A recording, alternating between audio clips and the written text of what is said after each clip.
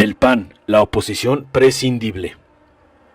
Una diputada panista imploraba en tribuna que se acabaran las conferencias mañaneras en Palacio Nacional y que Andrés Manuel López Obrador se dedicara a gobernar bien, es decir, a hacer lo que su partido quisiera.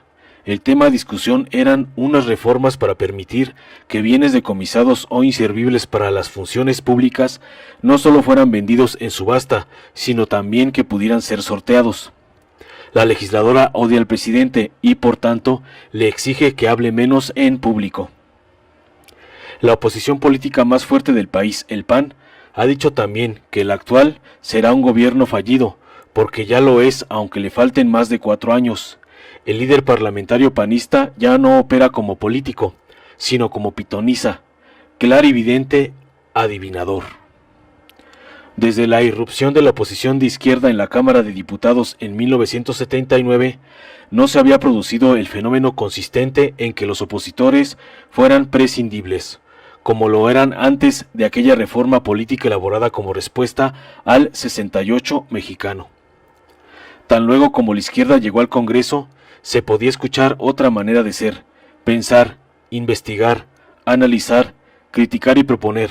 Por tanto, era más necesario para el gobierno llegar a acuerdos con el PAN o con la izquierda emergente. Se suponía que así debía funcionar el nuevo esquema político. Durante los siguientes 20 años, la oposición no fue prescindible, sino la crítica interlocutora de un priismo que trataba de legitimarse, con la existencia de un cierto pluralismo político, aunque seguía alterando las votaciones, como lo hizo señaladamente en 1988. Luego de lo cual el PAN casi se convirtió en socio del gobierno. A partir del año 2000, momento de la supuesta transición, el PAN también estuvo justificando a sus gobiernos al operar en un marco pluralista, en el cual las oposiciones jugaban un papel relevante, con tanta más claridad porque el gobierno carecía de una mayoría en el Congreso.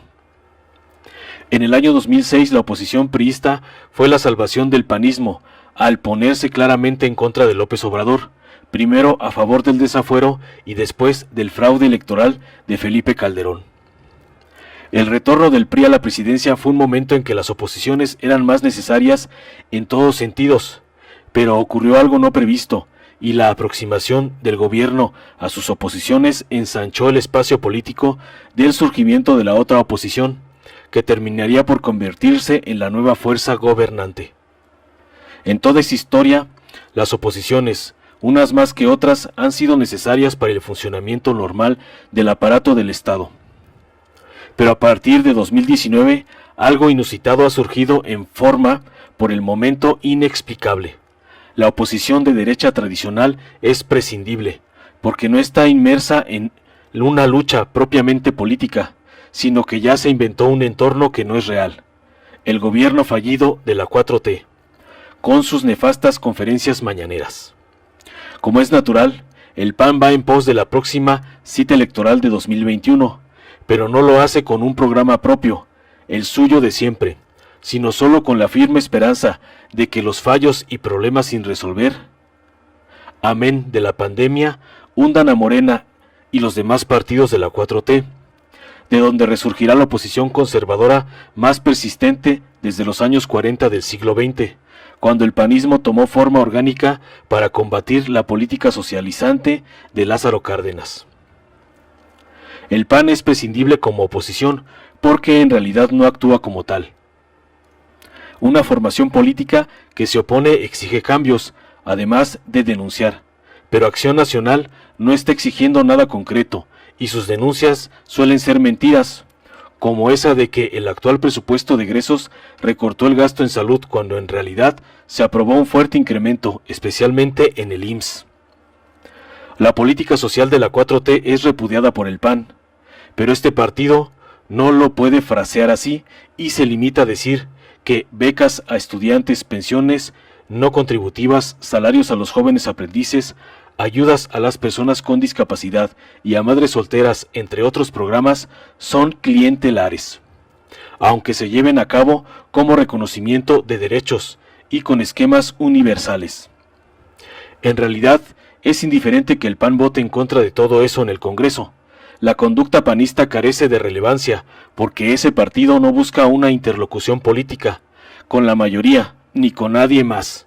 Acción Nacional odia al populismo, entre comillas, pero no es capaz de criticarlo con todas sus letras porque teme presentarse ante el pueblo como un partido que repudia, en concreto, el reparto de dinero que, según piensa, es lo que hace el gobierno actual, con las pensiones de adultos mayores, las becas a estudiantes y otras muchas subvenciones, inaceptables para una derecha que se columpia entre ser reaccionaria o simplemente conservadora.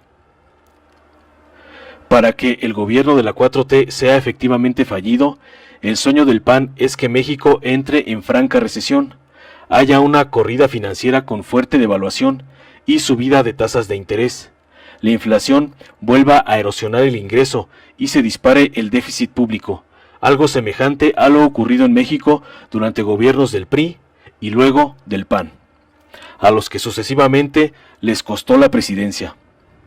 Por eso, les ha surgido una oscura esperanza en la pandemia que está llegando a México. Por lo pronto, Acción Nacional se ha convertido lastimosamente en una oposición prescindible. Informó Mr. Politicón. Nos vemos en el siguiente video. Si te gustó, dale like, compártelo, suscríbete y activa la campanita para recibir las notificaciones de nuestro canal.